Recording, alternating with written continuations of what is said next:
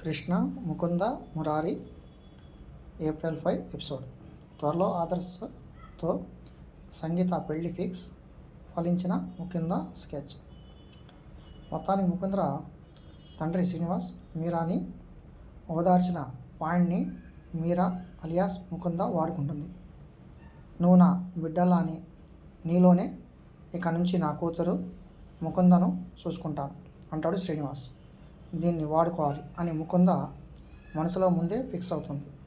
ఇక ఇంట్లో రజని ఆస్తిని సొంతం చేసుకునే ఆలోచనలు చేస్తూ ఉంటుంది.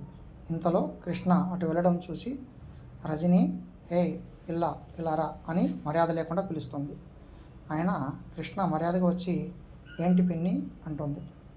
అవును, ఆ ముకుంద ఎలా చనిపోయింది అంటూ రజనిని తిక్కరేగిన కృష్ణ అంతా చనిపోయినట్లే చనిపోయింది, ప్రాణం గాల్లో కలిసిపోయింది అంటూ తిక్క సమాధానం చెప్తుంది. దాంతో రజని రెచ్చిపోతూ ఏంటి, నేనంటే నీకు భయం లేదా, మర్యాద లేదా అంటూ అందరినీ పిలిచి రచ్చ చేయాలని చూస్తుంది. అంతా బయటకు వస్తారు. అప్పుడే రజని గొడవ పెద్దది చేస్తుంటే తట్టుకోలేకపోయిన భవానీదేవి బాధగా రజని, ఇప్పుడు ముకుంద పెద్ద కర్మ చేసి వచ్చాం, దాని పిండం కాకులు కూడా ముట్టలేదు, మేమంతా అదే బాధలో ఉన్నాం, గొడవ చేయొద్దు, ఏదైనా అవసరం ఉంటే రేవతిని అడుగు, కృష్ణ ఆవిడతో కాస్త జాగ్రత్తగా ఉండు అనేసి గొడవకు తగ్గిస్తుంది భవానీదేవి. అయితే ఇప్పుడు మీరా మనసులో ఇదే సరైన సమయం, నాన్న ఇచ్చిన ఐడియాను వాడుకోవాలి అనుకుంటూ ఏడుస్తూ కుర్చీలో కూలబడుతుంది. వెంటనే ఆదర్శ్ కృష్ణ కంగారు పడతారు. ఏమైంది మీరా అంటూ ఆదర్శ్ ముకుందను ఆరాధిస్తాడు. దాంతో మీరా దొంగ ఏడుపు ఏడుస్తూ, ఇందాక ముకుందకు పిండం పెట్టేటప్పుడు ముకుంద వాళ్ళ నాన్న ఒక మాట అన్నారు, నా కూతురు చనిపోలేదమ్మా, నీలోనే ఉందని ముకుందను చూసేనట్లే నన్ను చూసేవారు, అందుకే నాలోని ఆయన కూతుర్ని చూసుకుంటాను అంటున్నారు. కానీ నేను ముకుంద అని ఎవరిని పిలవాలి ఆదర్శ్ గారు, ముకుంద అన్న మాట ఎక్కడ వినాలి నేను, ఈ బాధ నన్ను ఎప్పటికీ వెంటాడుతూనే ఉంటుంది కదా ఆదర్శ్ గారు అని ఏడుస్తుంది. కృష్ణ ఓదార్స్తుంది పక్కనే కూర్చొని. మీరా ఊరుకో, మనకు కావాల్సిన వాళ్ళు పోతే ఇలానే ఉంటుంది, కానీ కొన్నేళ్ళ తర్వాత ఆ గుర్తులు మనసులు మెల్లగా మరుగున పడిపోతాయి, అంతవరకు వాటిని మోయక తప్పదు అంటుంది భవాని.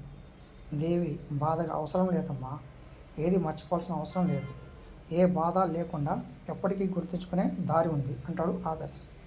ఏమన్నావు మీరా, ముకుంద పేరుని ఎప్పుడు వినాలని, ఎక్కడ వినాలని అన్నావు కదా, ఇప్పుడు వింటావా, ఇక్కడే వింటావా, సరిగా విను మీరా అంటూనే అంతా వినండి, తన పేరు ఈ క్షణం నుంచి పేరు మీరా కాదు ముకుంద అంటాడు ఆదర్శ్. ఆదర్శ్ మాటలకు అంతా బిత్తరపోయి చూస్తుంటారు. అవును మీరా, సారీ, అవును ముకుంద, ఈ రోజు నుంచి నీ పేరు మీరా కాదు ముకుంద, అంతా ఆలోచించే ఈ నిర్ణయం తీసుకున్నాను అంటాడు ఆదర్శ్. అది కాదు బ్రో, ముకుంద అనే పేరు వల్ల ఎన్ని సమస్యలు వచ్చాయో తెలుసు కదా, మీరా అనే పేరు బాగానే ఉంటుంది కదా అంటాడు మధు. తనకి బాగాలేదు, ముకుంద అనే పేరే వినలేకపోవడం తనకు అసలు బాగాలేదు, అయినా ముకుంద తండ్రి ముకుందను మీరాలో చూసుకున్నప్పుడు మీకేంటి సమస్య అంటాడు ఆదర్శ్. వెంటనే ఆదర్శ్ భవానీదేవితో, అమ్మ నువ్వేం మాట్లాడావు, నేనేదో ముకుంద ప్రేమతో మాట్లాడటం లేదమ్మా, అసలు ముకుంద అంటే మీకు ఎవరికి ఇష్టం లేదని తెలుసు, కానీ మీ అందరికీ మీరా అంటే ఇష్టం కదా అంటాడు ఆదర్శ్. అవును కదా అంటూ మళ్ళీ రెట్టిస్తాడు. అంతా మౌనంగానే ఉంటారు, షాక్లోనే ఉంటారు. అందరికీ ఇష్టమే ఆదర్శ్, కానీ తనకు ముకుంద పేరు ఎందుకని అంటాడు మధు కోపంగా. ఎందుకంటే తనకు ముకుంద అంటే ఇష్టం కాబట్టి. నువ్వు ఏమంటావు అమ్మా, ప్లీజ్ అమ్మ, ఈ ఒక్కదానికైనా ఒప్పుకో, మీరా మనసులోని బాధను తగ్గిద్దాం అమ్మ అంటాడు ఆదర్శ్. భవానీదేవి మౌనంగా ఉండిపోతుంది. వెంటనే ఆదర్శ్ మౌనంగా ఉన్నావంటే ఒప్పుకున్నట్లే కదా అంటూ, ఇప్పుడు నువ్వు చెప్పు మీరా, నీకు ఇష్టమా కాదా అంటాడు ఆదర్శ్. ఇది నా అదృష్టం, మీకు జీవితాంతం రుణపడి ఉంటాను ఆదర్శ్ గారు అని దండం పెడుతుంది మీరా. మీరు చెప్పినట్లే ఈ క్షణం నుంచి నన్ను ముకుంద అనే పిలవడం ఆనందంగా పలుకుతాను అంటుంది వెంటనే. ఇక రజనీ కూతురు సంగీతను ఎదురుగా పెట్టుకొని ఆదర్శ్ బావాను నీ వైపు తిప్పుకోలేకపోతున్నాం. భార్య పేరు ఆ మీరకు పెట్టాడు. ఇప్పుడు ఆ ముకుందను మర్చిపోతాడో లేదో తెలియడం లేదు అంటూ కంగారుగా తిడుతుంది. మగాడు మర్చిపోవడం మారిపోవడం ఎంతోసేపు పిన్నిగారు. ఇప్పుడు ఇలా నిరుత్సాహపడితే ఎలా? వరుసపెట్టి పిలిచినందుకు ఏం అనుకోవద్దు అంటుంది ముకుంద లోపలికి వచ్చి.